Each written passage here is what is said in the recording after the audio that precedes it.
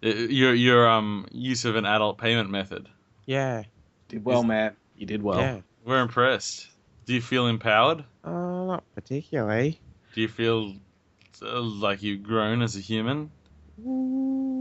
Closer Mm, to understanding the human experience that we all share? a bit of spiral. Later that night, I took the credit card onto an online gambling site. Oh. How'd that end? Not good. Yeah. Not good. But you got a new wife, right? Yeah, Filipino though. All right. What nationality do you prefer? Russian, Russian. of course. Russian. Yeah, well, that's me, James. Blow it out your ass. Oh my God, no! Pointer, he's starting again. I got chills again. Write his name down again. I've got balls of steel.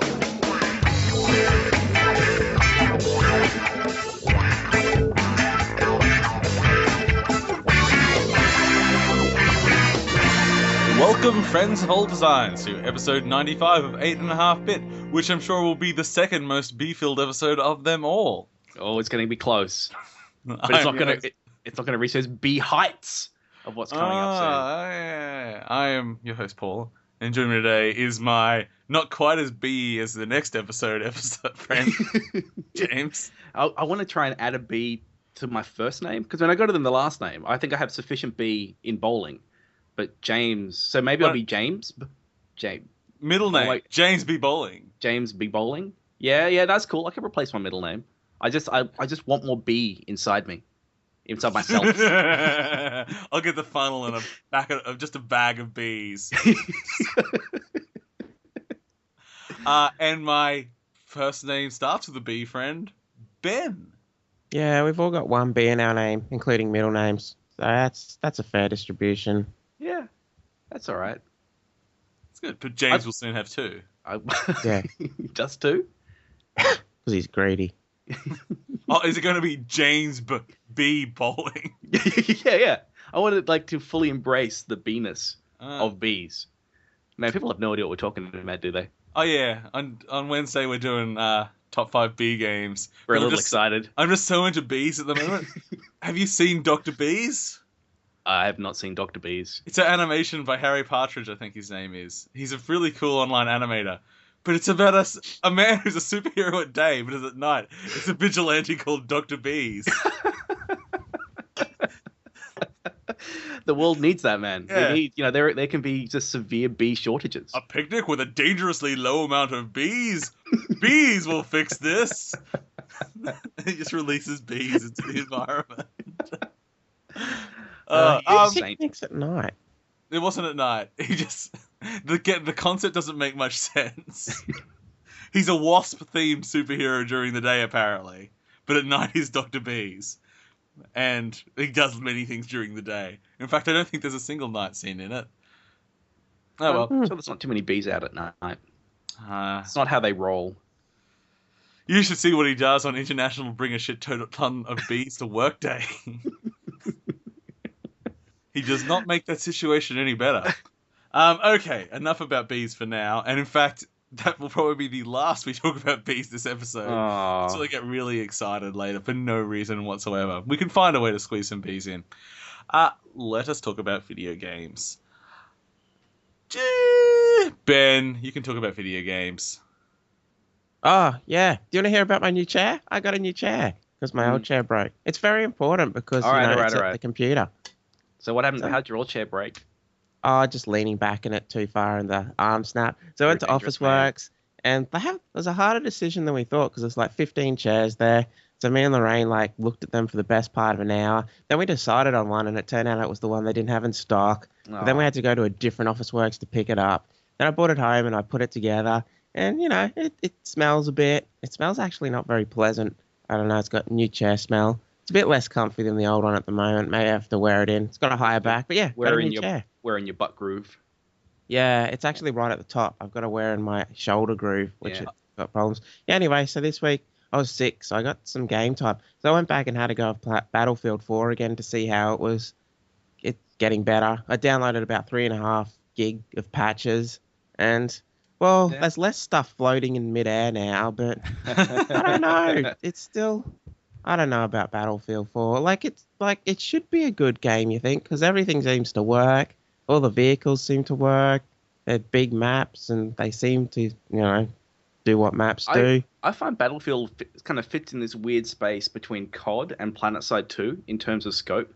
And I think it's not small enough to kind of have that really tight matchmaking. And it's not big enough that you get people really enthusiastic about running things super smoothly. It kind of sits in the middle. So you get these kind of half-organized games that tend to have a lot of skill bleed as the crappy players leave because one team's dominating. And you end up like just having... most of the games I've had in that game have been one side dominating the other pretty much every time. It's not what I've had. I've had quite a few close games. What I find is just like, I don't feel like I'm doing anything. Like, I'll even capture points and stuff. And I don't know, it just doesn't seem like I don't know. It's a weird... Were you playing a Conquest Large, like a 64-player match? Yeah, I was playing that and one of the other game modes. Give the bomb one. Give the 32-player match a go. I personally prefer those ones. Just the slightly smaller scope. I don't know if the scope was the issue. I don't know. Anyway, so Battlefield still feels a bit funny. And I got banished. Ah, cool. I want you to tell me about this one. Yeah, I had a funny experience because like everyone's like, oh, it's really hard. So I got it and I started and I did the tutorials, which I don't like tutorials. I've reached this point in my life where when it comes to games, I don't want to have to learn anything anymore. So having to learn to play games I find really tedious. Well, I don't like tutorials 90% of the time anyway, unless they've done something clever with it. I'd just rather learn on the job. Yeah. Like, if I need to know something, I'll find out when I need to know it. It's like when a game front loads with like, here's 10 minutes of the lore. It's like, I don't care. I'll find out about the lore when I give a shit. I don't give a shit yet. Anyway, continue your thoughts, Ben. Yeah. What kind of game is... I don't know anything about Banished. What is it? Banished, it's a city builder in a, I don't know, a simplistic sort of world. They just have normal blacksmiths. So, low IQ. A lot of mittens pinned to jackets. Yeah. Just die at the age of 20. Yeah, sort of like... Living the dream. It's a low-tech world. Anyway, so, yeah, I got through the tutorials. They were fine. They just, I don't know. So I started the game, and I put all the settings on the easiest because I heard it was a bit brutal just for my first go. And I was really dominating the first few years, and I thought, oh, this isn't hard at all. And I thought, oh, maybe this isn't as challenging. And because it wasn't challenging, it just wasn't very much fun. Then, I don't know, I just got owned. For some reason, I didn't really comprehend how much food you really needed, and so I didn't make enough food. And then population started dying. I was like, okay, I've got to get more food quickly for the next winter. And I started on food production, but then I ran out of leather jackets and firewood, and it all just fell apart. It's actually quite confronting almost. Like your population, only got up to 20 or 30, but then it starts to come down, and then you get down to like your single digits, and you're like, come on, we can turn this around. We can turn this around. Then they keep dying, and then it's 0, and the game doesn't finish. It just keeps going with really? people. They're just looking at this tower and nothing's happening. It's like, oh, okay. But no, I think I'll make the settings harder. So next time I start, I have to struggle from the start. I think that's the way to go. So I was playing Plague Inc. the other day, and it's because that Plague Inc. the concept is to kill everyone in the world, but somehow I managed to. Well, the game ended because the virus didn't get cured, but it got wiped out. It just couldn't propagate anymore. But there were like 60 people left on Earth. I was like, God damn it! Living in a bunker somewhere. Yeah. It's like, I can't infect you. You're on the other side of the world now. Oh. So yeah. I like that idea that it just continues even if you lost all your people. So how long did the game take you, Ben? Oh, that one, probably an hour and a half. Okay. So does it feel like the game's built around just playing small kind of like instances of a town and then going as far as you can, then it dies and then start again? Yeah, I'm not sure. I've read quite a few reviews that say it's got absolutely no end game, and that's its big criticism. I'm hoping they actually add something maybe to an end game. I don't know, maybe there's a chance of that. I mean, some city builders have end games, but most of them don't really. Just start again. I mean, when I think SimCity, I just play SimCity till my city was too big to manage, then go back and start again, because the fun part is making it grow. At least that's the part I like. So I never really thought like SimCity had a crappy end game because I never really wanted one. So is this sort of like the Dark Souls of SimCity? Like, is it is it something which is just like this really hardcore SimCity where everyone Yeah, dies really easy? I think how I describe it is it's just the core bones of a city builder just done really well without any of the little extra things. There's not even any gold in the game. You're just sort of managing the people. So it just focuses on that part, and it's just done that part really, really well. Like, I'm guessing you had to spend a bit of time making sure it was balanced enough to make it hard but still possible to do. And then I think that you try to get your city into some sort of balance where it's sort of not self-sufficient, but But can you eat your dead? I don't think so. Oh god, I hope they add that in. That would have been good. The survivalist winter. Can Godzilla come in and smash up your city? There are destructions. There are there's bad things that happen, but I don't think Godzilla's one of them. That sounds interesting. Maybe I should check it out. You can. Disasters. That's you can do whatever you want, James. I can. I have the power. I've been playing a game that I wasn't going to pick up, and then I decided that I was going to pick it up because I picked it up. What game is that, Paul? That was Donkey Kong Tropical Freeze. Ah, that game looks cool. It is cool because I only played a little bit of Donkey Kong Country Returns on the Wii. I thought, you know what, let's just get the new one myself and we play it. And it's the same ideas, but polished more. There's a lot of variety to the levels, but dear God, is it hard? I don't know what makes it so hard because it's not like a Super Meat Boy difficulty. It's just that the Donkey Kong Country games, there's almost a slowness to the platforming that makes you have to be quite deliberate with what you're wanting to do. And so you get each obstacle in itself might not be all that difficult, but especially if you're trying to be I'm not being fully completionist, but I'm trying to get everything I can see on my playthrough. And that means that, you die near the end of between two checkpoints, you go back and you might actually have quite a bit of platforming between each checkpoints because the levels are quite long. So, Super Meat Boy, you might have to play a level 100 times, but each run's like 5 seconds long. Yeah. It's like, you might, like I've done a few, probably at least a dozen times, some of the levels, and I've got to get past some pretty hefty challenges each time, and I'm like, should I try to do the dangerous jump to get that bonus now, or do I just play it safe because I've already done this section 11 times? Do it, man. I'll go for it. Oh shit, I'm through it again. But it's just really it's really good because the Wii U is not suffering for quality platformers. Yeah. That's why I wasn't really interested in it. It's like, we've got a lot of really good platformers, 3D and 2D platformers on there. Do I really need another one? But it is really different. The tone of it, the amount of secrets. There's 13 collectibles per level, and out of those, because there's the 4 Kong letters, and then there's 9 bits of puzzle. Most of those are hidden behind some kind of puzzle. Yeah. So most of the puzzle pieces you've got to do something to get. The Kong letters will be out in the open, but they might require a bit of clever platforming to get to sometimes. So there's quite a lot to do on each level. So they're really detailed. And one of the things that I often find is that you'll be on a section that might whisk you through something, like you're in a minecart or something like that. And you see a letter that you couldn't get, that you wanted to get, or you see a secret that you wanted to try and grab. But then right up in front of you is the next checkpoint. So you desperately try to kill yourself before the checkpoint, so you can go back and then try to do it again to get that last thing. The game might be a bit... it'll be a lot easier if you were just trying to go through level to level. That still wouldn't make it easy, but... It would probably be. I think most people could just get through the levels. Getting through the levels is a challenge. There's that, but to get everything. Okay, I think Rayman Origins was a little like that.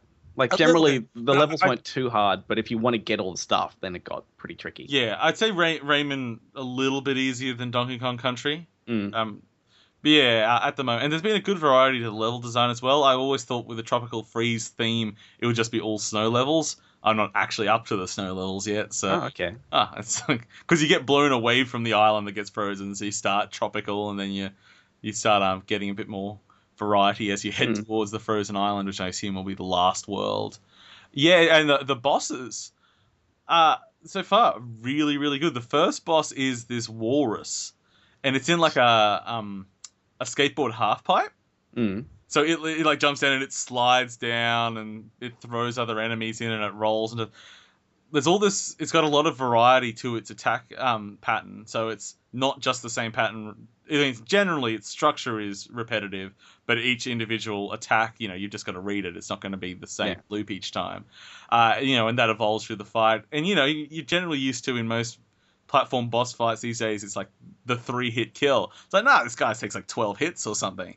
So it actually, since you only take 2 hits generally, it's like it's a real, not quite endurance test, but it makes the battles really, edge of your teeth sort of thing. It's like, oh yes, just the last jump. I'm gonna time it just right. And watch out for this tusk. If you die, what's the respawning like? Do they make you go back and start again, or? With the boss levels are separate, so okay, just start at the beginning of the boss. But I actually haven't died. Like, even though it was really skin of your teeth, I haven't actually died with the bosses yet. But they're great fights. Okay. It looks really beautiful. I've mainly been playing just on the Wii U controller, but I played a few levels on the television as well.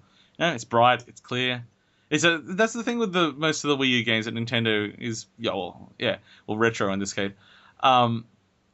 They're just games that are solid and they look like they belong, and you don't typically spend much time thinking something looks a bit off or wonky or whatever. It's like, they've just got their style and they've done it as good as you really want.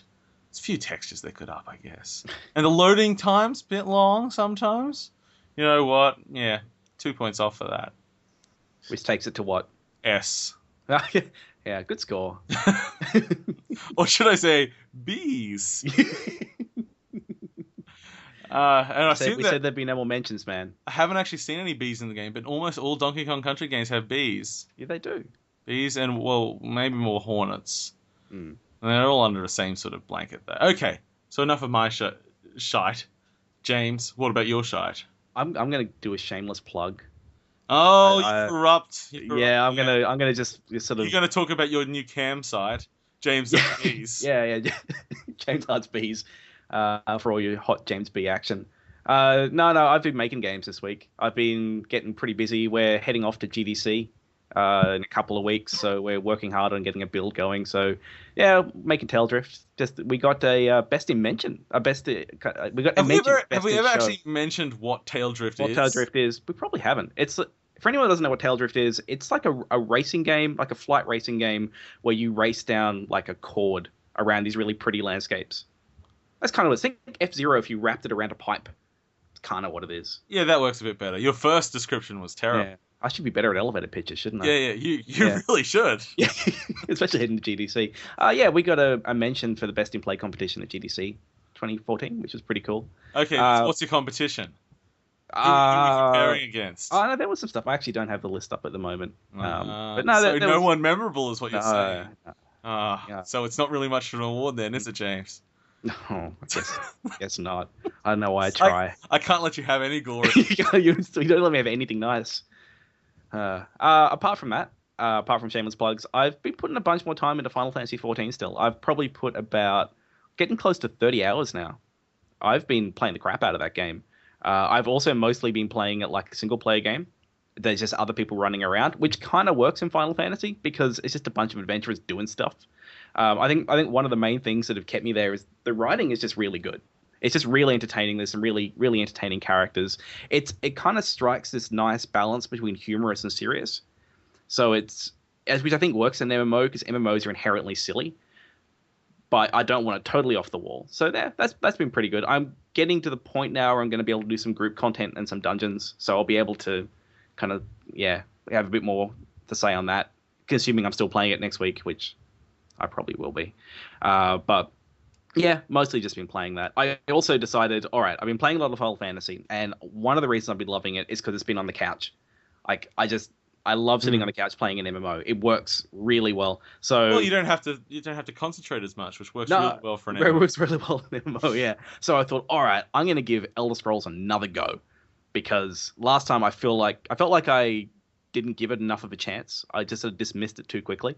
So I've jumped back into too quickly enough. I gave it like another 4 hours or so. First thing I found out, no controller support for PC. That baffled me. Mind-boggling. But given that this is coming out, like 66% of the platforms this thing is coming out use a controller. So why they decided not, I don't know. So anyway, I didn't end up using the controller. And I started again.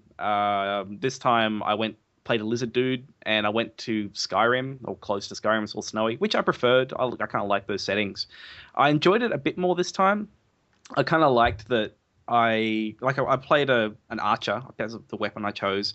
But then my class was healer, and I felt like it did a decent job at letting me do both those things, which is a pretty unconventional combination of mechanics for an MMO. So yeah, that was kind of cool. But I found after my maybe 3 hours or so of playing it, and I was like, oh, this is okay. The part I liked was the fact I was just playing an Elder Scrolls game. And then I sort of asked myself the question, well, would I pay $15 a month to play this when I haven't finished Skyrim? And the answer was no. So I quit. I got my beta key, and then I contacted my friend Oliver because he likes Elder Scrolls and said, "Here, you want it?" He said, "Nah, not really." Yeah. He took it anyway. Then 2 minutes later, the fucking key in my email. Yeah. They just get so many keys out for this thing at the moment. I think this is part of the problem that you're giving it to someone who's an Elder Scrolls fan, and they're like, nah. Yeah. And that's really, and it's the same at work. There's a guy, it's like, I like Idle Scrolls, and like, would you play it? Idle Scrolls. Idle Scrolls. Yeah. That sounds like a game I'd play. Yeah. I don't know. I still don't understand why this thing exists. It's not a terrible game. It's a fine MMO. I just wouldn't pay that money for it. I want to criticize MMOs generally here, and also so cutting off that part of our audience, but also cutting off all part of our audience that are into like electronica. Because this is what whenever you're talking about MMOs these days, it always seems to be like really splitting hairs on mechanics. Yeah. And it reminds me of how electronica has a million subgenres, and you're like, it's like, I go, oh, well, I can't think of something. I was just going to say something probably offensive, so let's not. But someone will say a subgenre and go, well, what's unique about that? It's like, oh, well, that one uses trumpet samples as well as the drum and bass. Like, well, that just sounds like a different song, not a different genre. Yeah. And it's the same sort of thing with MMOs. It's like, oh, well, you can do this combination in this game, which doesn't really work in other games. It's like, it still seems like the same mechanics, just actually slightly This is very similar to a conversation I had last night when I was talking to someone about COD, actually. Yeah. And they're sort of talking about which is their favorite COD, and I was like, I loaded up Modern Warfare 2 the other day. It's the same goddamn game. Like, no, the guns, like the knife is a bit different, and the guns feel a bit different. I'm like, it's the same goddamn game. I'm not denying that they're a little bit different. Yeah. It's like, I'm not denying that the MMOs are technically different games, but at their very core, the elements involved are so goddamn similar most of the time. I think it's I guess the same for COD. It's when you've played enough and you can see those small differences. They seem a lot bigger than someone like me who goes in and I just see the broad strokes. Yeah. And that's the comparison to the electronica genre. I mean, God. So many people love that, and there's a reason all those subgenres have somehow developed and become known. But to a layman like myself, it's the same thing. Yeah, I can understand. Seems all the same thing to me. Yeah, the COD layman in me is the same. Like, this game's the same. I don't know what you guys are doing over 2 years, but good stuff, guys. Some craziness this week, which has been the talk of the town, and the reason for our intro. By the way, if you've never heard the Balls of Steel vent trolling thing, it's kind of classic trolling online, which is what that little clip was from. It's pretty funny. Just playing balls of the Duke Nukem soundboard on someone's vent server, and they get very upset. But we're really horrible people, aren't we? Okay, so the last couple of weeks, there's been a little teaser site up from 3D Realms and Interceptor. Interceptor being the dev group that did the Rise of the Triad remake. And this was counting down, and it was called allaoutofgum.com. And I'm like, okay, the Interceptor and 3D Realms are doing a Duke thing? It's counting down, I think, for 25 days. And then 2 days before it got the countdown finished, they got sued by Gearbox. Because if we all remember, part of Gearbox finishing Duke Nukem Forever was that 3D Realms sold them the IP rights to Duke Nukem. And they didn't get the rights to make another game. So 3D Realms just thought in their heart of hearts that, oh, if we just make another Duke game, that's all right, right? We just won't tell them. We just won't tell anyone. We'll just do it. And hope for the best. I do not know what the hell's going on. I don't know what anyone was thinking in this situation. I also can't 3D Realms just do something else. Like, isn't the Duke 3D brand, like the Duke Nukem brand, damaged enough now that probably 3D Realms has more cred anyway? I don't know. I bet it's not. It reminds me of that. Remember when we were talking to Uwe Boll and he was saying like, yeah, he tries to make good films, but when he makes them, no one watches them, and then he just makes another shitty Blood Rain and it sells 6 million copies. Yeah, it's like, true. And you can't have a lower reputation than that, and that still works for him. So. Yeah. I'd like to see. It'd be cool if they just went. If they want to make a new Duke, make something in the spirit of and update it and just make a new thing. But they just 3D Realms itself, there's no one really left there. It's really, I think, bloody George Prasad and Scott Miller might be the only people left in the actual company, and they sort of licensed this off Interceptor to make. It's what was it called? Duke Nukem Mass Destruction. Apparently, it's supposed to be. I don't even know. It wasn't like a first-person shooter or something. Something weird. Some sort of weird management Duke game or something. I don't really remember. Like an action RPG or something. I just pictured some kind of like some appointment-based free-to-play like Duke mobile game. That would be amazing. Or you're managing your ship maybe, and you gotta like the premium currency is bubblegum. Oh yeah. But yeah. What I loved here was and then because in January, Rock Paper Shotgun had put an article up about Good Old Games doing their Time Machine sale and started talking about, what's the word? Not copyright. Basically copyright expiring on for things entering the public domain, and why some of these games that are, now 20 years old and everything, why they weren't just part of the public domain, why were they still, $7 or $9 or whatever on GOG? Yeah, and to which George Prasad, who is, one of the only guys left in 3D Realms, just responded with, the article is the stupidest thing he's ever written, and the person who allowed it to be printed should be fired. Wow. Before releasing his completely illegal unlicensed game. It's like, maybe he should have... Well, I guess there's the thing. It's like, I suppose royalty checks from old Duke stuff might be the only thing keep income he's going. Yeah. So he needs to protect it, but at the same time, not exactly respecting the IP rights. But there's all this talk about there were still rights to finish the games that were being made. And if you remember, there was that terrible Duke Nukem Trilogy trailer that made no sense. Yeah. It was just like the words Duke Nukem Trilogy flashed. Oh, maybe that was like they created the source repo. It's like we're starting it. We made some art, and this is the little loophole. Maybe. This is the part I love. So they sort of tried to claim that it was part of under that license. Interceptor, the people making the game, however, they didn't even buy that excuse. They're like, oh no, that's not that. It's like, come on guys, play along. Jesus Christ. This is just a mess of a situation. It's pretty... I suppose it's just pretty funny. It's like, what was anybody thinking? Yeah, like how would you think you'd get away with this? It's like 3D Realms, what were you thinking trying to organize this project? Interceptor, what were you thinking taking the project when everybody knows about the current IP situation with Duke Nukem?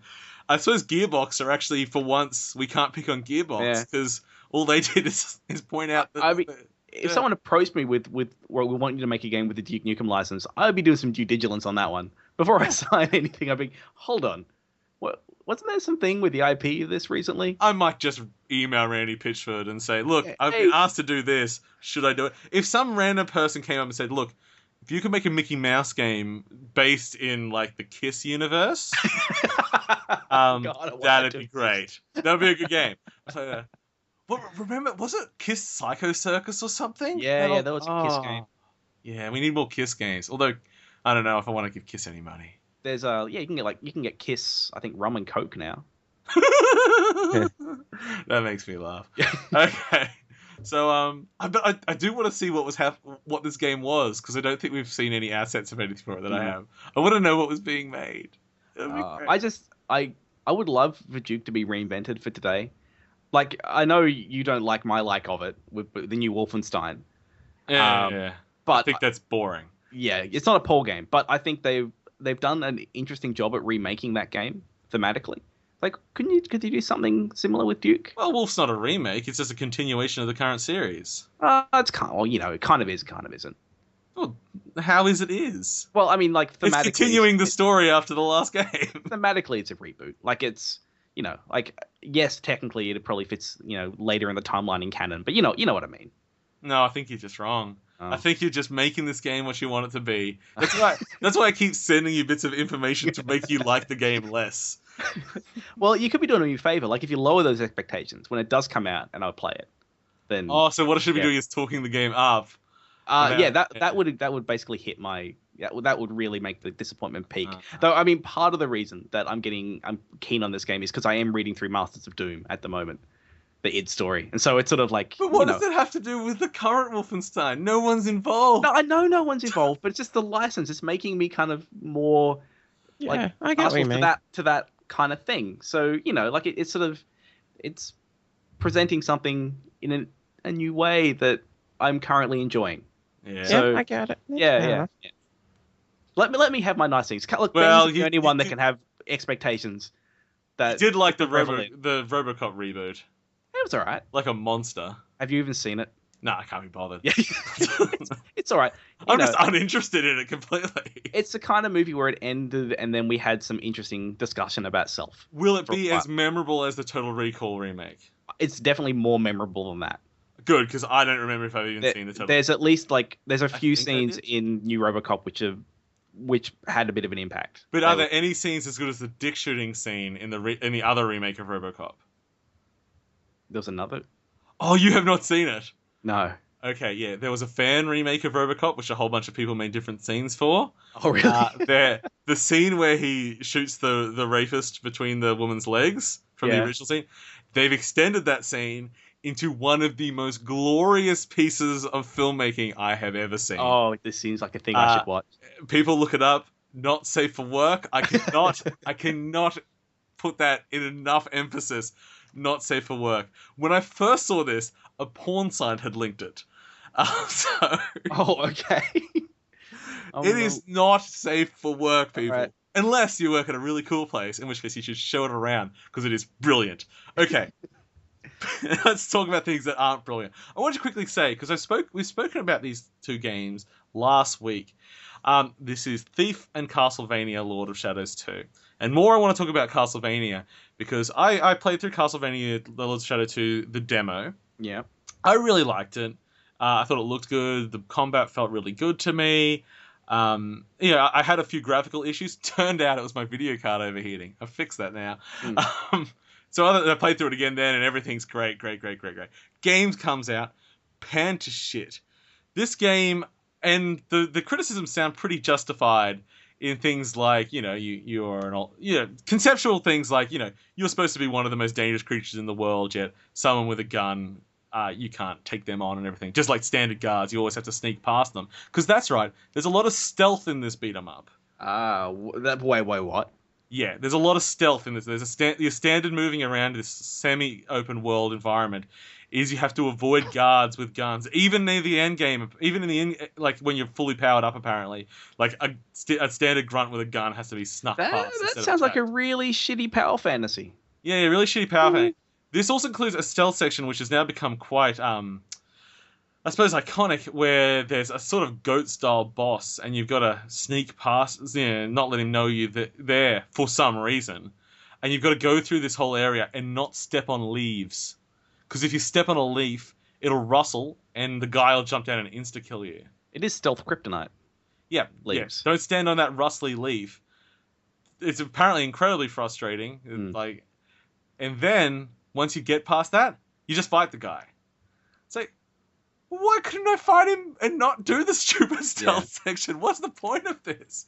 Like, the story, completely nonsensical. And now that it's out, you're getting a lot of, especially ex-developers from the, just coming in and talking about what a clusterfuck the development was, how nobody actually knew where things were going in the game and things like that.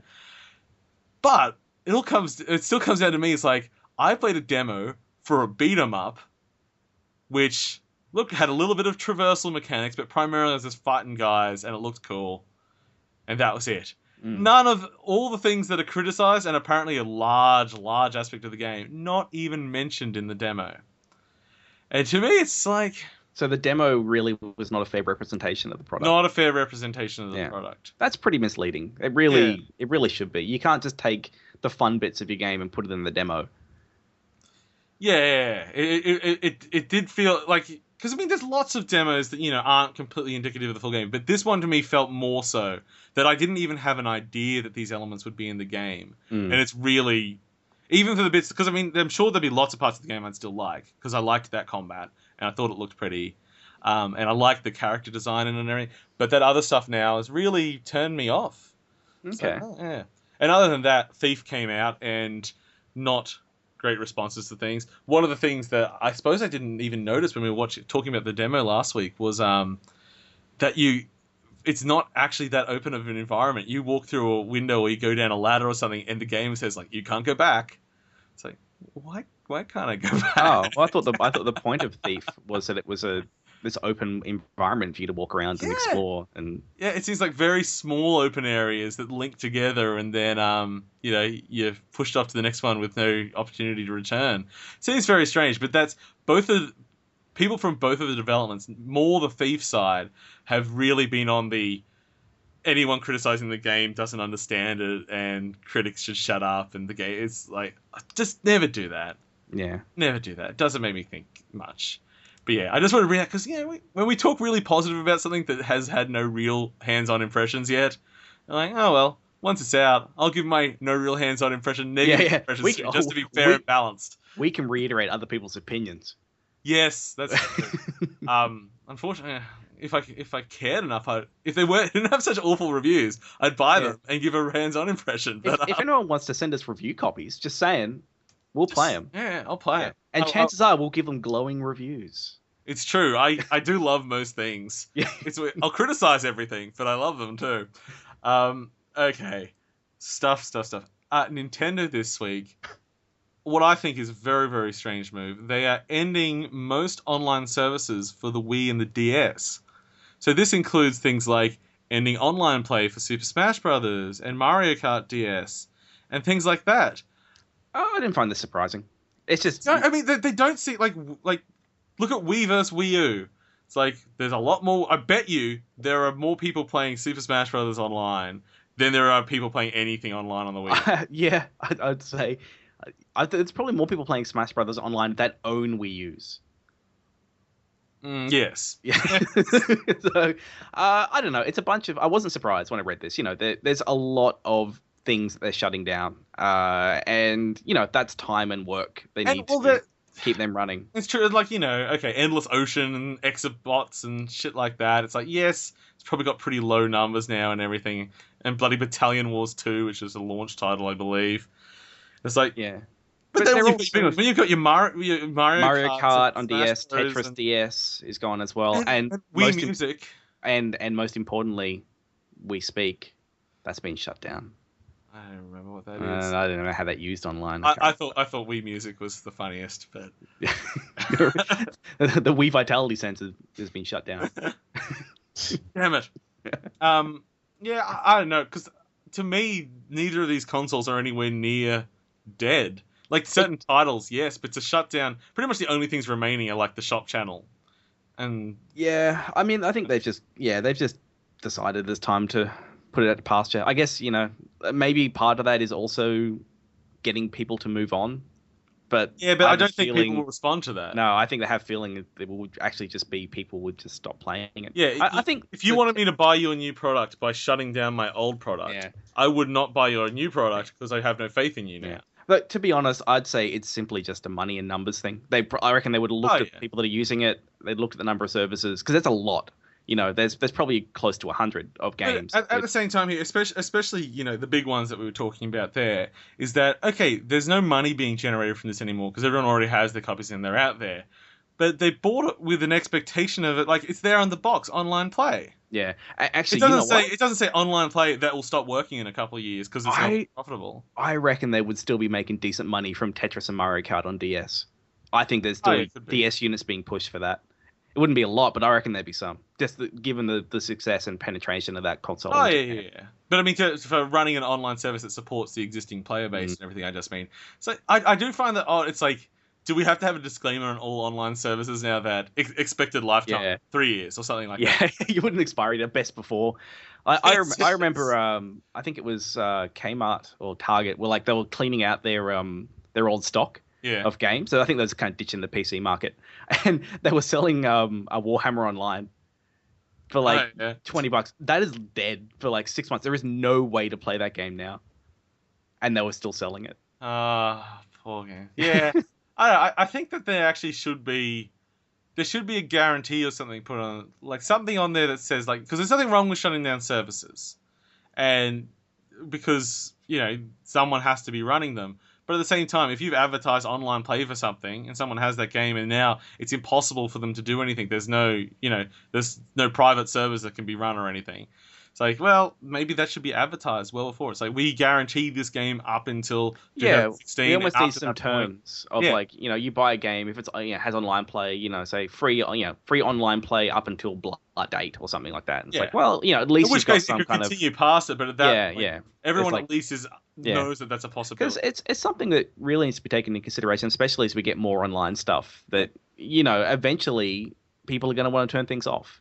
The server costs money to run and maintain, and I don't think we really should expect people to run online services forever. No. I mean, they should always exit gracefully. Like say in the case of Diablo 3 or something like that, I'd expect them to go, well, look, we're gonna release a patch, let you play offline, and but we should all expect things to eventually shut down. We can't expect people to maintain these things forever. It's just a shame that Nintendo didn't keep at least like the handful of stuff that I'm sure people are still playing Mario Kart on DS and Tetris on DS. Hey, all the online services for all of the Nintendo the DS Pokemon games.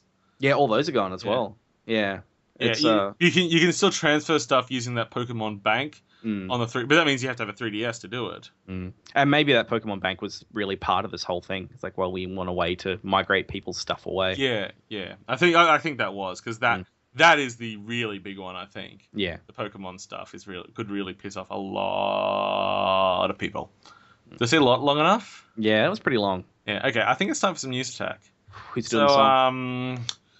I'm just going to do the same song you did the other week because I loved it so much. News attack is easy because you're beautiful. Doo-doo-doo-doo-doo. Fast news. Okay. There's going to be a Minecraft movie. There were details leaked about it, and then Notch got all fake upset because he wanted to be the one to leak the details. Yeah. It's apparently happening with Warner Brothers. Yep, Blacklight Retribution is getting a new Horde mode, which is called Onslaught, and some new maps and some other things, which is good. Because it's a fun game. Yeah. Yes. Free to play brilliance. Yeah. Blizzard is going to start selling level 90 WoW characters. There's been a little bit of talk about this for a while, but they were going to give one away for free with the new expansion. Level 90 takes you up to the current level cap. An image was spotted on the live servers and then pulled where they were selling the character for about $60 to get level 90, which I have no problem with. I think some people have been getting kind of grumpy about it. $60 saves me about 200 hours of play. Sure. Yeah. I'd probably pay that. We've spoken about it on the show before. Yeah. I'm fine with them selling. Takes away the black market and lets me experience things that I don't have the time to experience otherwise. Exactly. Do you remember Cell Damage? Nope. Cell Damage was a sort of brawly arcade racer, almost a bit Twisted Metal-ish back on was it Xbox? Yeah, I think it was Xbox. It was pretty cool. It's coming back. It's getting a HD remake, and it's coming back on PS4, PS3, and I think even the Vitas get into it. So I like my races, and this one's it's cell shaded, and it's being called Cell Damage. I think we were still on the cell word when it came out. And you had such a hard on for cell shaded. Yeah, and it's like you get to like attack people with giant cartoon axes and shit as you drive around. Oh, that's cool. What's not to like? Sword and Soldiers 2, the sequel to the similarly named 2D side-scrolling strategy game, has been announced for the Wii U. So that's pretty cool. It's a cute little game. I like the similarly named. It's like, well, yes, it has a 2 at the end. I would assume that the original was just the... Yeah, I find it weird that they've come out as Wii U exclusive. It's not going to be. Swords and Soldiers was on everything. Yeah. But it did start on the Wii, from what I recall. It'll be, couple of weeks. It'll be exclusive. Yeah. Hey, I'll play it on the pad. Yeah. I like it. I like Swords and Soldiers. I'll play it with the pad. Use a tab. Yeah, King, the current industry villain, has decided to withdraw its claim to trademark the word candy. I think this comes after their recent victory getting Candy Swipe, so they've really kind of secured the candy license now anyway. So yeah, I guess, I think that the Candy Jam and all that kind of stuff probably did have some impact on all this. I think it was getting a lot of bad press. I don't know about the word saga, though. They might still be after that one. That is the least enforceable trademark of all time. Yeah, but they'll try. We could think of dozens of games that have Saga in the title. That's not going to work. Anyway, Double Fine's Amnesia Fortnite, which launched a few weeks ago, one of the failed pitches, Bad Golf 2, which I believe has no Bad Golf original. And the pitch was just them saying Bad Golf 2, Bad Golf 2. Sort of basically a golf game, but you can then sort of do Destruction Derby with the golf carts is basically the entire idea. It didn't get picked, but a bunch of fans are turning into a game anyway because they just love the concept of Bad Golf 2. Bad Golf 2! Bad Golf 2! Good work. I like it. Yep, so the Xbox One is getting some price cuts, including in the UK, where it's getting a £30 drop to £400, and it's coming bundled with Titanfall, so that's a pretty good deal. If this trend continues, probably around December, I'll pick it up for about $200 with Titanfall 2. I would pay the crap out of that $200 for that. God, yeah. That was satire. Yeah. The Escapist, what would you say? So like an indie prison escape game from the guy who made Spud Quest, which is the Dizzy-like, is being published by friend of the show. I can't remember his name. Friend of the show. Shut up. You should go back and listen to our talk with Spud Quest. Really cool looking game. It's being published by Team 17 of Worms fame. So yeah, good for him. Like the Escapist looks really cool. I love prison escape stuff. Yeah. So looking forward to that one. Plus, I was right. I did remember his name. Good. We're not terrible people. Okay, the console version of South Park and the Stick of Truth, which is coming out in a few days now, is also censored in Europe, just like it is in Australia. The PC version, however, is not. So I'll be importing the PC version from not Australia. Actually, I don't know if the Australian PC version will be censored either. That's a good question, actually. Yeah. No one's actually said. Who knows? News attack. Yeah, so Twitch is finally coming to the Xbox One on March 11th. Yeah, cool. About time. Yeah. Paul is very excited for a new Secret of Mana game. Yay! It's coming out in Japan only next week. Yay! It's also going to be, if you live in Japan, it's also going to be pretty free to play. So I'm sure it's going to be fair. That'll be fine. And not anger Paul in any way, shape, or form. Squeenix has a good history of not doing bad, not exploiting transactions. Yeah, not exploiting their very strong franchise using manipulative and unfair free to play. Nah, that won't. It'll be fine. It'll be great. It also looks nothing like Secret of Mana. I mean, it's just like, just slap the name on some of the game. Oh, I was angry. I can't say I'm surprised, but I was suddenly really excited, then really sad. Yeah. Okay, back to Team 17 news. Instead of publishing a game, they're making a game, and it's not Worms. Oh, about time. They've announced a new property called Flockers. No idea what the game is at this point. I imagine it has something to do with sheep. Oh, yeah. Or maybe it's about Ben Stiller. And, Meet the Flockers. It could be birds. It could be controlling a flock of birds. True, yeah. That's what I thought the first time I said it. It could be fleecy birds. Yeah. It could be this game where you control some kind of bird that you move over some kind of side-on map, and it's turn-based. Yeah. And the goal is to shit on Ben Stiller. And the girders. It is now. Okay. Yeah, so news that combines two things I really like, but not really in a good way. Reference to another thing. An upcoming NRL player who played in the under-20s league, Craig Garvey, went to a Nintendo retro party at Hotel Illawarra and got in a fight and got in trouble. And it made me laugh. This is the worst news we've ever put up. Wait. Okay. Like, I'm just imagining it. He probably turned up as Mario, and he probably saw some guy dressed as Bowser and thought, whoa, enough of this. Shit's about to get real. Wait, okay. What is this Nintendo Retro Party, and why weren't we invited? I know, and it's in Hotel Illawarra. We can go hang out with football players and play retro stuff. Do you want to? There was only one football. I'm They sure probably weren't all there's some- football players. Oh, I'm okay. sure they're It perfectly wasn't a nice football gentlemen. event. It was just a standard event which a football player turned up at. Okay. So I don't have to talk about football. Oh, we can though. Yeah. There came an Echo, the voice-controlled indie strategy game coming from the creator of Sequence, is coming to Xbox One and will support Kinect, which makes a whole lot of sense. There's some gameplay videos up if you want to go check out how it works. Looks really cool. Yeah. Yeah, I really like the voice recognition in this one because he's been smart about it. It's lots Well, of it's using all Microsoft's library for for the voice recognition the voice stuff. So Yeah. coming to Xbox stuff it should be pretty easy. Makes a lot of sense. So yeah, that's cool. Good. Yeah, another distribution platform. Yeah, and I'm just buying for time now because I couldn't remember his name and I was going to say friend of the show again. Josh. Yeah, I can't remember his last name. It's something. Wow, it's so terrible. I could never I'm I'm awful at names. Yeah. Quick look at the Skype contact list. See there. Don't read out the actual contact name. Don't do that. I can't even see it. Oh god. I really liked you, friend. I think it's the last name. Yeah. We're terrible. It's something, yeah. Good thing we're not journalists. That's what I like. Oh god, no. They probably expect some kind of professionalism out of us. No, that's never going to happen. No one has that expectation. Professionalism. Okay, back to I'm still secretly looking. Just a little more. Jason Wishnov. There we go. Oh, Jason, you were so well spoken and witty. I'm sorry we didn't get your name right. God. It's mainly Paul's fault. Yeah, I could have just not We mentioned could have it. just let it go. No, Moved I like on. to point out when we were awful. I think it's important for people to know. And it's for us to learn as well. Yeah, we learned some secrets. Yeah. Okay. I think we'll jump into some crowdsourcing. Sweet. That's okay. Now, there's a slight theme this week of Kickstarters that kind of forgot to actually pitch.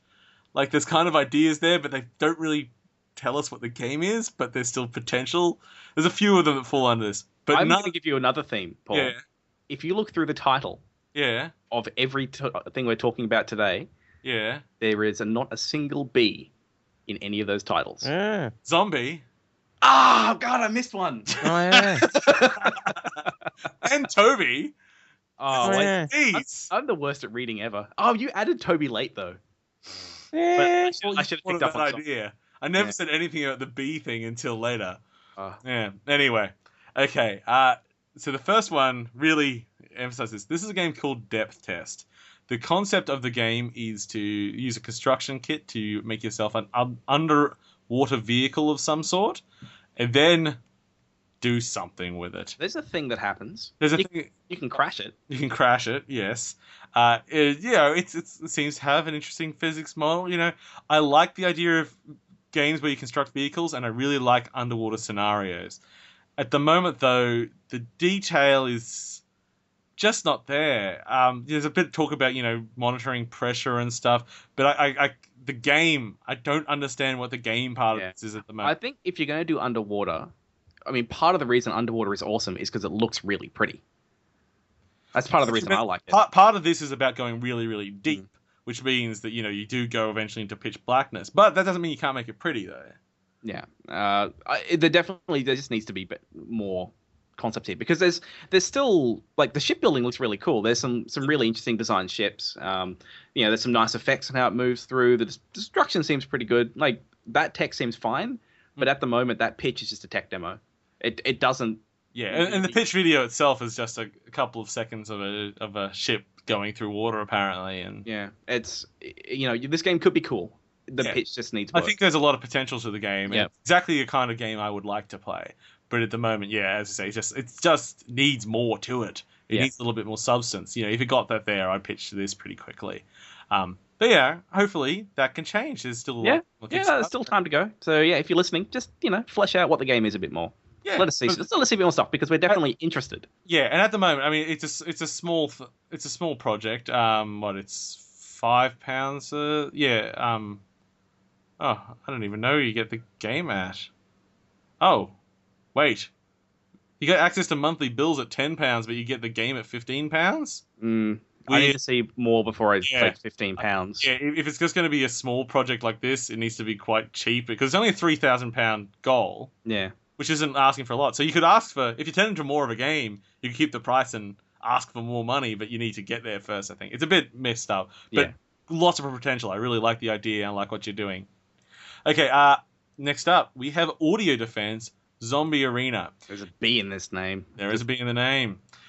This is an interesting project. This is one of a small community of games that work only on audio. So there's no vision in this game. You are playing a blind person in the zombie apocalypse. You play it on mobile device, and you put on headphones, and it uses quite an advanced 3D audio engine to position the zombies around you. So you have to rotate and try to take out the zombies before they get to you, using nothing but sound cues. And 3D audio can work really well. It can. Yeah, there's those things you can find them on YouTube. I think there's the haircut one. You put on your headphones and you'll hear it like snipping around your head, and it's a really, they sell the illusion really well. So, with the right engine, this thing can work pretty well. I always love the idea of accessible games as well. To people who are blind can actually play something. I always really love that. I have played a similar, not like this particular kind of game, but a similar concept, like an audio only game. Yeah. I can't remember quite what it was called, but it was more of an adventure game.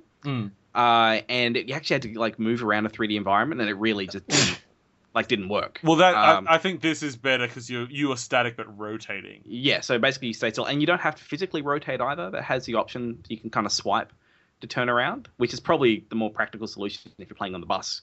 Oh, yeah. But if you want to stand there, you'll actually use the accelerometer and gyroscope to get your orientation. What I guess I the think I'll compass. do is I won't close my eyes or anything, but I'll pretend there's ghosts.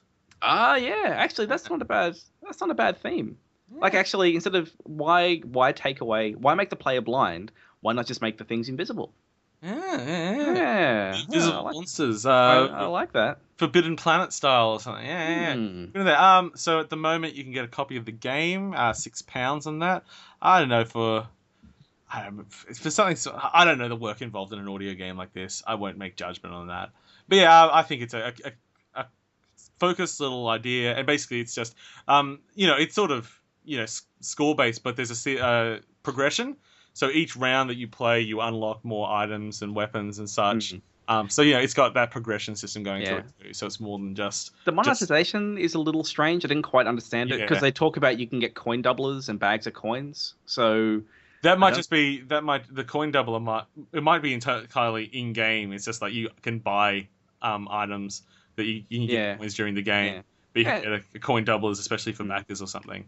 Yeah, it's a cool looking idea. The pitch video also in this one was quite good. It's very well made, isn't it? It's very watchable. It's kind of funny. Like it was cool seeing how the zombie sounds are being recorded. Like just actually watching people do that. It was just generally. I know a pitch video is good when I actually get through the whole thing. Yeah. They were hamming it up in the best way possible. Yeah, that's good stuff. Okay, so that was Audio Defense Zombie Arena on Kickstarter.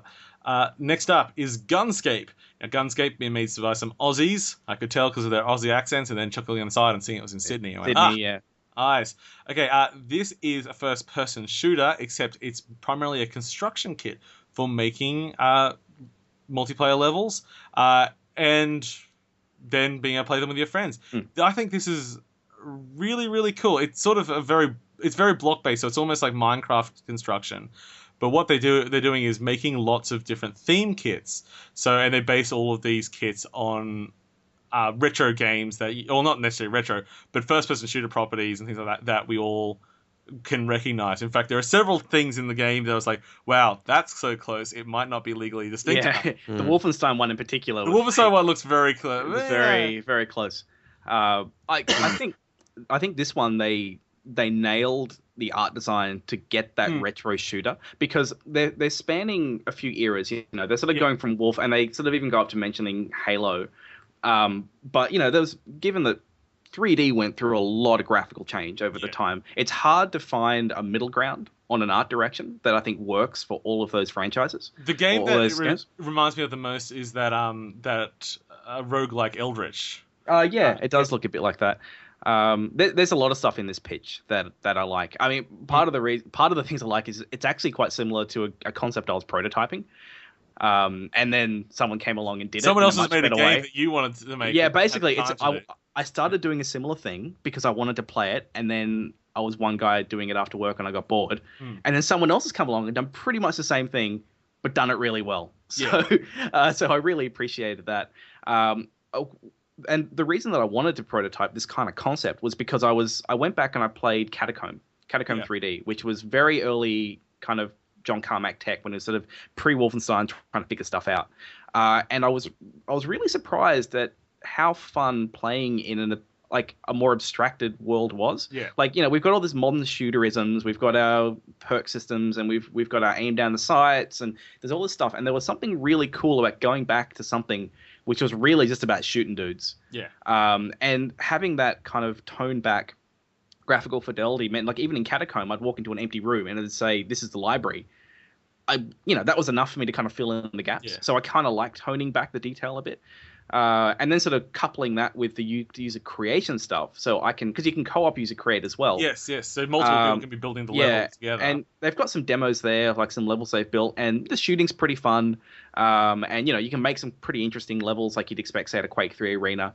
As I say, it's like because of the low fidelity art style, you can have, try and make a level that's quite pretty, but it also means you can be incredibly abstract, and it does, like, the art style works for both things. Yeah. And I think, this is kind of like, because I'm reading Masters of Doom once again, it's sort of like coming back to this. But back in the kind of the Doom and Wolfenstein days, there was this huge community of people that were taking to modding Doom and Wolfenstein, and they did some really cool stuff. And there was, and part of the reason people could do that back then was because there wasn't this super high art requirement. Now we look at COD and they'll release a pack of maps and charge $15 for it. Well, I used to make Quake maps. I can't imagine trying to make a map for a modern shooter. It's just too far. Like, now you really, like, I think that whole community map building stuff is just reached this thing where it's too high, it's too difficult. Whereas this kind of thing takes it back to that. And I'm pretty excited about that. And it references all these things, but still being it's unique. And you can select what weapons you want to be on a level. It's got like 30 something. They got 38 weapons, and they're all based upon classic guns as well. But the thing that ties it all together is that it's built-in sharing and everything. So people make levels. And one of the odd things I found in the pitch is that you actually, I'm not quite sure that, I think the game is going to be free, but you buy things like texture packs, avatars, and slots. And the slots are where you can build your levels. So you can buy, like, I'll put 50 levels up and everything. It's so there's some payment entry to actually being able to put something online for other people to play. And I think but I'm sure you can, like, do group creating with other people, but just that level actually has to live on someone's account. So it means it's like the player base can be quite large, and then the content creators can be in there, and it's sort of there's a barrier there, but it's also like, it seems like an interesting way to monetize. Yeah, so I think they're going for the kind of the two angles. They're going for they want to monetize the content creators, and they're going to do that by the packs and the slots, and then it'll be avatars for everyone else. So I think it's good they're kind of thinking of different ways. It's also worth mentioning that this is beyond just like making a Minecraft style like content creator for shooters, because there's a huge server infrastructure as well.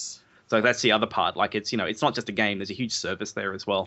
I think that their team is quite big. I think they got like 12 or 15 people or something. There's quite a lot. But it's looking pretty good at the moment. So because you're not really buying the game, you do get beta access with all the pledge levels. If you pledge $10, you get all of the launch themes that come out with it, plus I think 8 extra themes on that. You got 50 level slots. At $15, you get all avatars that will ever be made. So if you and they've got some pretty funky looking designs for their avatars. So if you think it's the sort of thing you might be in the community of, I reckon that might be a worthwhile slot to be in. There's actually some pretty nice animation. They've got some animation examples. Oh, actually, I think we're talking about this game too much. But we probably are. Yeah. But one of the things that you're saying is, like, we're talking about it just being like multiplayer, deathmatch or whatever. No, not true at all. There's the deathmatch, capture the flag, all your stands, king of the hill, and all that. But you can also there are enemies. You can put like giant T-Rexes and stuff inside your multiplayer maps, and that's cool. It's like they've just got a lot of variations you can do, and I'm sure those things will change even more with the community around it, new game styles and such. And they've got some pretty good stretch goals as well. They're talking about getting in maybe some RPG style stuff eventually. They've got some big ideas for this. Yeah, but I think they're being smart about how they're going in, like how they're doing it now. It's a very exciting pitch, I think. Okay, that's Gunscape, and it is on Kickstarter. Next up, Land of Ayers. Ayers? Ayers? Yeah, it's Ayers. It's anyway, VVVV with graphics. Pretty much. Well, not quite VVVVV, but similar concept. This is I'll say hardcore 2D platformer. It's got a nice, slightly cartoonish art style to it. But like VVVV, if you remember VVVV, you could push the spacebar and invert gravity. Same sort of concept here, except there's actually a line through the middle of the level.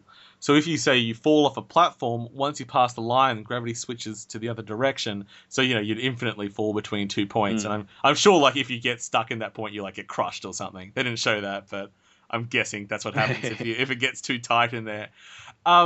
It's a really simple concept, and it looks really well done. This is when you watch a video and you just see multitude of different implementations of the concept, slightly different art styles, kind of like what Donkey Kong Country Returns when it did the silhouette art style, and it switches between levels. There's even like a full red one, like a Virtua Boy or something. It looks really cool. They seem to have the puzzle design down. They're just exploring it to the fullest. It's a really just solid pitch. If you're into that sort of hardcore platformer, this could quite likely be the next VVVV or Super Meat Boy or something like that. I was really struck by the art in this one. Yeah. Just like a really good variety of art. They've done that thing where they've got some kind of like basic art design, but then they can tweak up like whether it's silhouette or kind of the color in the background, and you end up with like this kind of feeling of a lot of variety, a lot of bang for buck from the art. And if they've done it well, it'll feel like a progression through the game. So it's like, it's like we're going to different worlds and these areas have different feelings, even though essentially they all come down to the same thing. But it's, it just gives you that feeling of forward momentum through the game. So I really like this little pitch. I think it's nicely done. And at the moment, you can pick up the game for $8. And once that's gone, it becomes a $10 pitch. Still, pretty good price. Still, pretty good. That's all I really got to say. It's just really solid pitch. Yeah. Really easy to sell. Okay, that's the end of Land of Ayers, and it's on Kickstarter. Next up, we have the Orion Project. And this is one that, this again falls under my things that aren't quite pitched. The Orion Project is one of a continuing series of games underneath that label. They've actually already kickstarted Orion Prelude. We already have Dino Horde, Orion Dino Horde on Steam. And they did some early sort of tech demo stuff back on Desura and things. So they've this group and this concept has been around for a while. I think they actually first started the Orion universe about mid-2000s. Now they're coming back, and it's the Orion Project, which is the original name of everything, and it's an open world crazy sci-fi adventure thing where you can do anything. Yeah, it's I hate the word anything. Yeah, that's too broad. I get a little bit of a Derek Smart. Kind of feel. Yeah. I always get a little worried when I see it's been development for 20 years or the concept's been around for that long. But they've released multiple. But they have released stuff. Yeah. I think this one, it's the game looks fine. It's just like you mentioned. I think the pitch has some problems. Yeah. It feels almost apologetic. Like the kind of the quotes they're throwing up are like, "Oh, now it's good." For like when they and it's like, oh well, okay, all right. Like I get that maybe sorry, what was the name of the dinosaur one? Dino Horde. Dino Horde. Maybe it was kind of panned, and then they went back and they fixed it, and that's cool. But don't make your pitch feel like an apology, and don't make it quite so long-winded at the start. They spent a fair bit of time just with some text on a black screen. Yeah. But I mean, the actual concept and some of the art looks really good, and this game could be really good. It's definitely technically it looks very nice. By the way, I just decided to look up what the current score on Dino Horde was. Yeah. Because I always thought it looked fun, but I never grabbed a copy of it and never looked. 36 on Metacritic. Yeah. It didn't do so well. No. But it sounds like they've really come along and they've fixed those problems. I just think this pitch needs some work because I still don't truly understand what the whole thing is as a package anyway. Well, that's the thing. It's like I could understand when they were like, it's a multiplayer shooter. It's got this. Now saying that it is, now saying that it's this open world thing where you can do anything. It's like, well, do you mean anything? Do you just mean like, we're just saying anything is I can go and shoot anything, right? It's a shooter still. That's the things that I'm not clear on.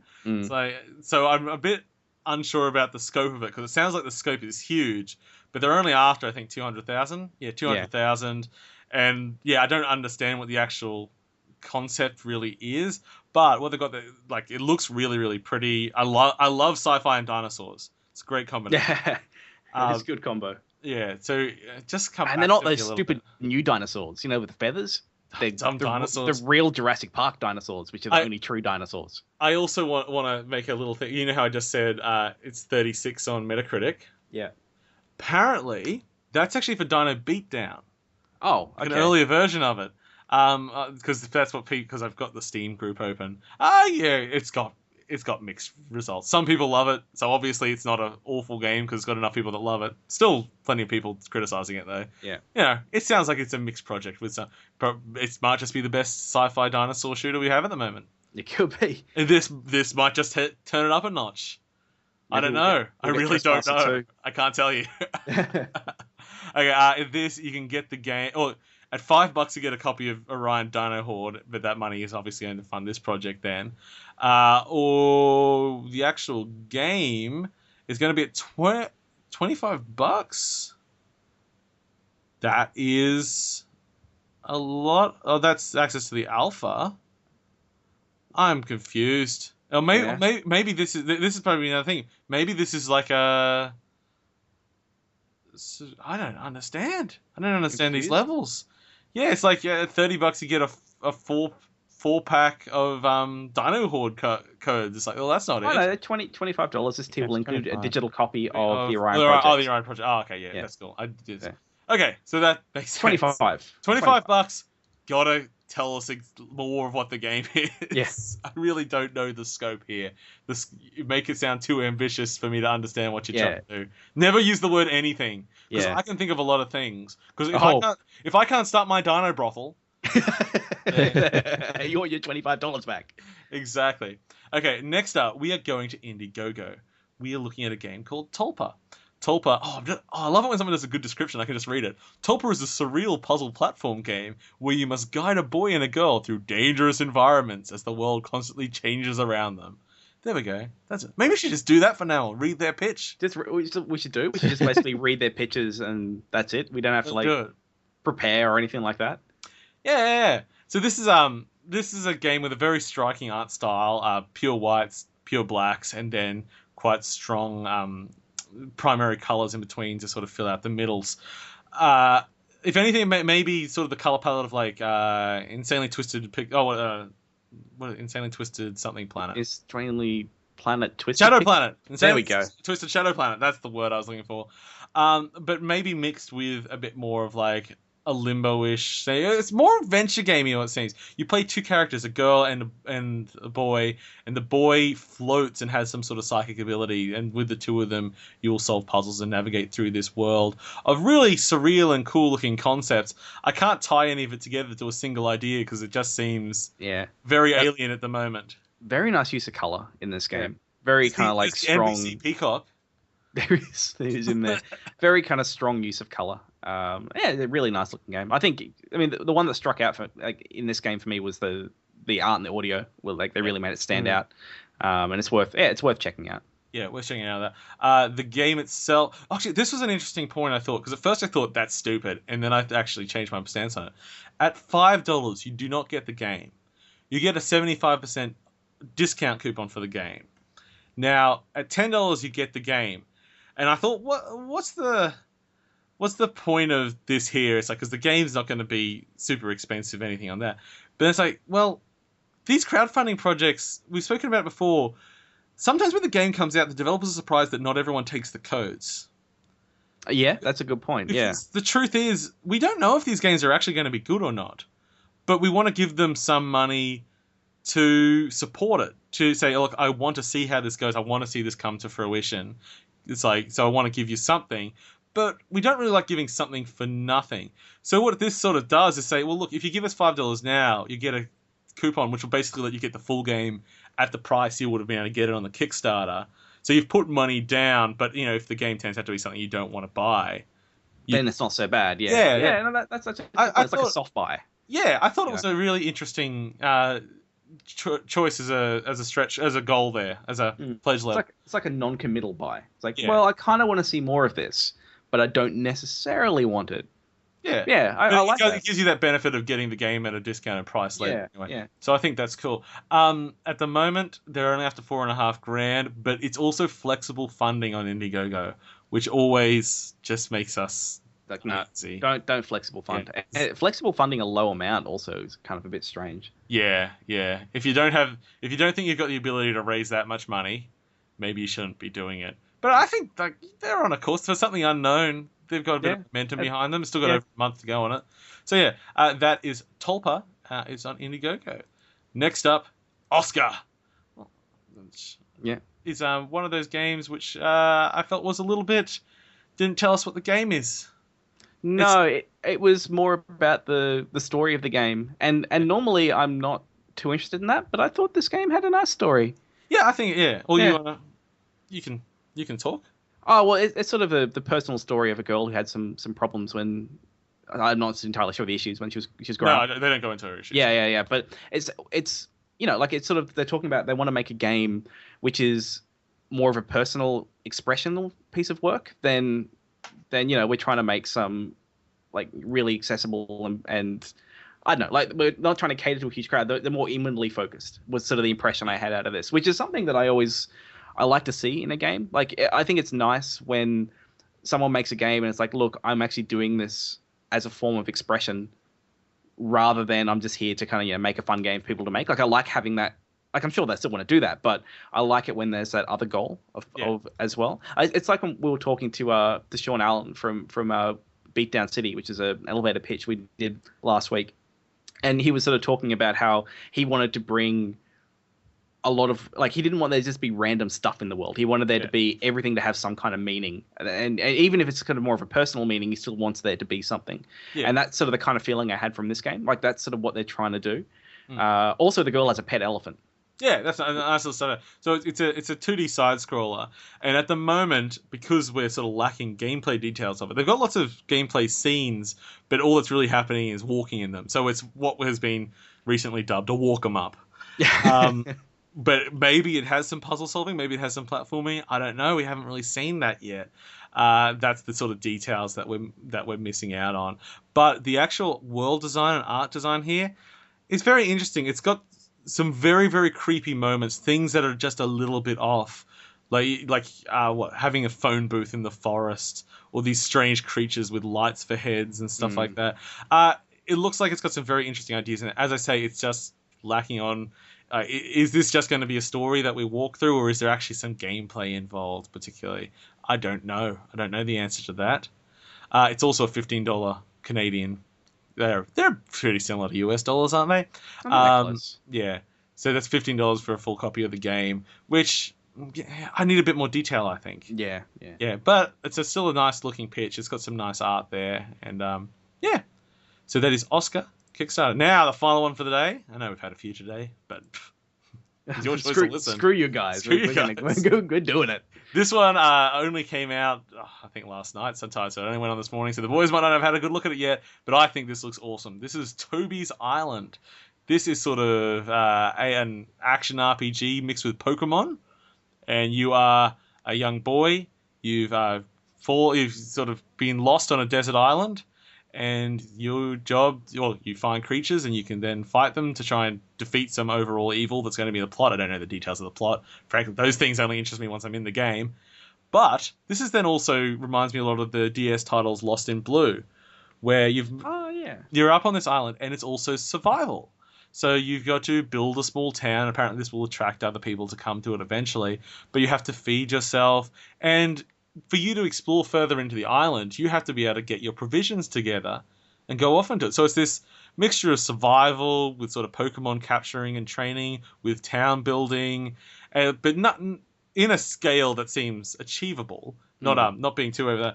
Plus, you can surfboard in the desert, which is kind of it's always cool. I think also the pitch video in this it does a good job at just generally explaining what the game is and the motivations for the Kickstarter, and just generally kind of it's nice, well put together. The art style it's an isometric art style, but the drawing itself reminds me a lot of the Boy and His Blob, the remake, the Way Forward one, where it's quite painterly backgrounds that are like solid cartoon, sort of with a couple of base colors, not too highly detailed, but really solid looking characters on top.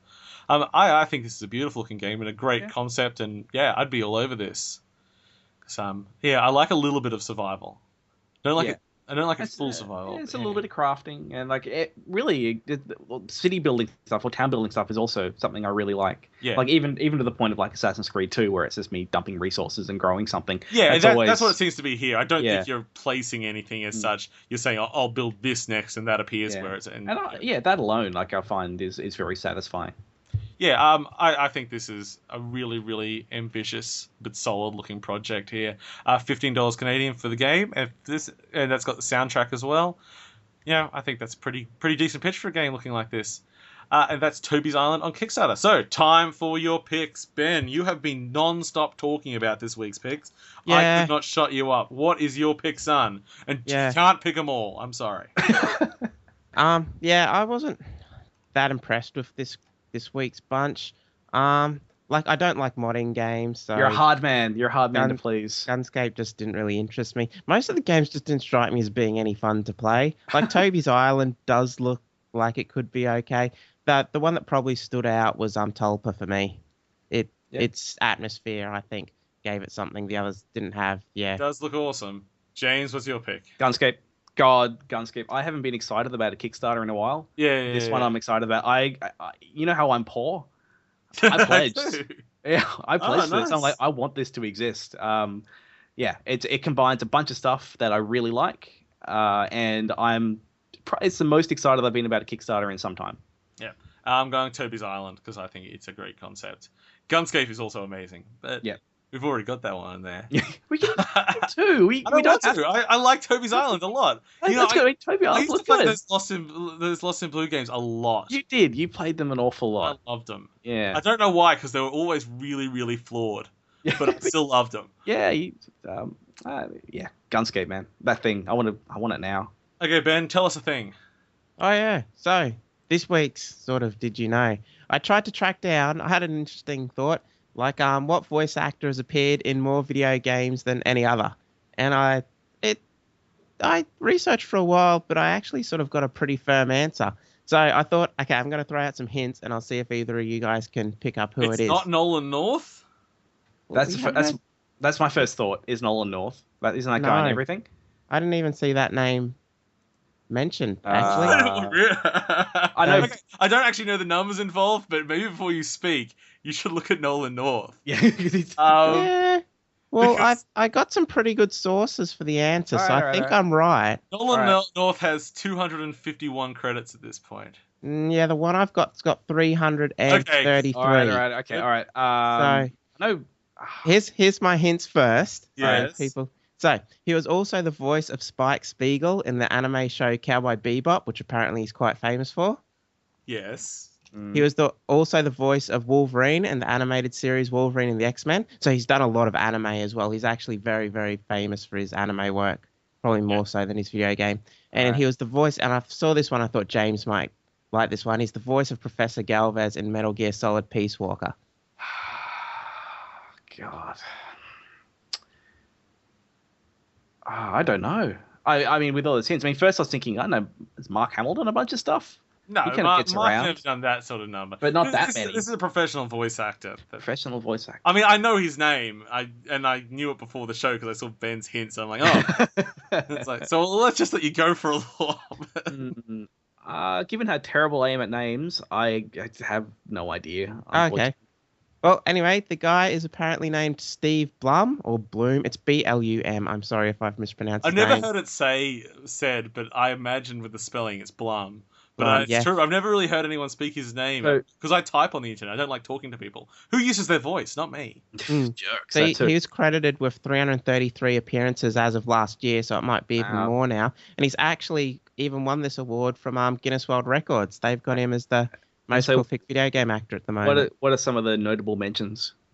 Oh, he's been in he's even been in Call of Duty. He's not in a particularly lot of big parts. He was the guy in the what are they called? Sorry, sort of thing. The Tom Clancy's games. That's right. He was the main character in a couple of those, the Scott Mitchell in those games. Yeah. But he was also in a lot of the, as I mentioned, CODs. If you look through his list, he's got parts He gets around. Yeah, he's quite often he plays a lot of bit parts and things. Like he'll do a lot of varied voices for games. He'll do a lot of voiceover parts in games. But he's also played a bunch of main characters in games as well. Yeah, you go look at his voice. You know, as soon as you hear it, you go, "Oh wait, that's the guy. That's that voice in every game at some point." Yeah. So he's been in tons and tons, like anime stuff as well. So yeah, he's had a pretty good career. Yeah. Good stuff. Good stuff. Okay, I guess it's time for Sounds a Bit Like. Now, last week's Sounds a Bit Like should have sounded a bit like this. Software's not loading. That's good. It's been a while since this happened. How you going, guys? Yeah, pretty good. I know what I stupidly did. I started it from the Dropbox instead of from the computer. That's my fault. You can blame me. So now we're gonna wait. Yeah. Catherine, my love, I have to leave quickly. Something terrible has happened. It's hard for me to believe. Most of my books have been destroyed. Catherine, it's one of our sons. Okay. Well, since James and I were in a discussion about this game publicly with the person who realized what it was during the week, I guess it's up to Ben to pick again. Is it from one of the Myst games? You're absolutely right. That's from Myst. And this week it was guessed by the ever-knowledgeable Brian G. He seems to get most of them these days. Well done, man. And it was an adventure game from Cyan, which was published by Brundabun back in 1993. It came out on Mac OS. And it was actually the best-selling PC game for a while until eventually taken out by The Sims. I think Myst was largely responsible for pushing CD-ROM technology back in those days. Like it was definitely, it was a huge seller and one of the really early kind of CD-ROM games. It really made use of the expanded storage. You know, it had full motion video and CD audio and like these really nice pre-rendered scenes. It was built upon this technology which wasn't actually for making games. It was called HyperCard, and it was sort of this technology which was about think PowerPoint crossed with Microsoft Access. Ooh, kind of what it is. And it sort of let you move through this concept of cards. You kind of move through this stack of cards, and they basically took that and used it to make Myst. They'd used it before, like in a game called The Manhole, which is sort of like this kids game aimed at sort of kind of like fairy tale. It's awesome stuff. Yeah. Oh, it's Alice in Wonderlandy. Yeah, a little Alice in Wonderland. Yeah. And yeah, they just basically took that tech and made a phenomenally successful game. And then Myst went on to be remade and released on everything, right up to the 3DS, and it was fucking terrible. It's one of the worst 3DS games I've played. No, it is the worst 3DS game I've played. What's the new one being made by the guys behind Myst? Oh, the one with the doesn't it? Yeah, I should have looked up what that was. But yeah, there is kind of like a spiritual successor coming.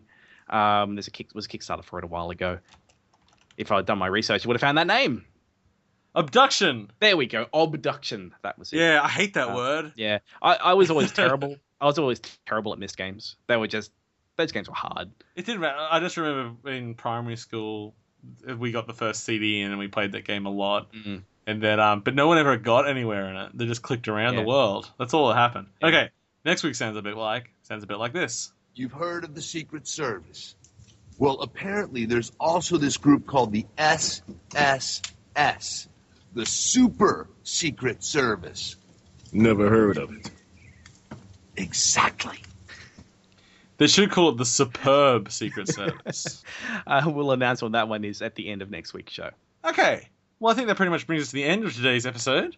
So thank you for listening to 8.5-Bit. You can catch us on our website, 8.5bit.com, our Twitter and Facebook, and please like and share anything you like on that. And if you follow us, you can check out the Daily Game Watch. Subscribe to us on iTunes, and if you do, please leave us a review, because reviews help other people find us and share the love. Thank you for listening. I've been your host, Paul. And I've been James. I'm still Ben. It got us out quickly this week. Yeah. I realized we were work, going man. longer than I realized. Hey, I hope you enjoyed it, guys. Catch you later. Thanks, everyone.